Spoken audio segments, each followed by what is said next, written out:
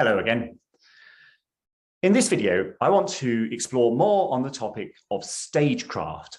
Now, a lot of people say, I don't actually stand on a stage. I only ever present in meetings.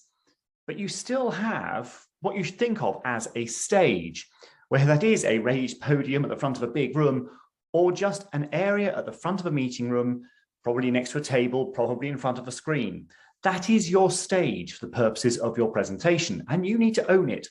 As I said in my last video, you need to think about your stage. So it's my stage, my house, my hospitality, my rules.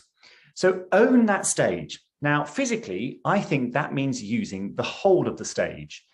Even if you are in a relatively small room, move from one side to the other, but move with purpose. Don't just meander, and certainly don't wander from side to side, because audiences find that really distracting if you're just constantly on the move. You might want to start on one side and then move purposely, probably while still talking, and stand on the other side. Now, if you are on a raised stage in front of a larger room full of people, you really do need to make sure that you're using both sides of the stage so you can connect with both sides of the audience. A lot of us actually have a predisposition to one side or the other. Interestingly, I know I have a tendency to veer to the left side of the stage. Now, I don't know if that's because I am left-handed, but for some reason, if I'm stood on stage, I will always tend to move stage left. So I have to make a very conscious effort to make sure that I also move stage right just as much.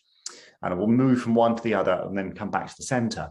So make sure you're not showing favoritism to one side or the other. I think the other important thing about using the whole stage is don't go to the back wall. So a lot of people will go as far back as they possibly can to get as far away as they can from the audience. Come to the front.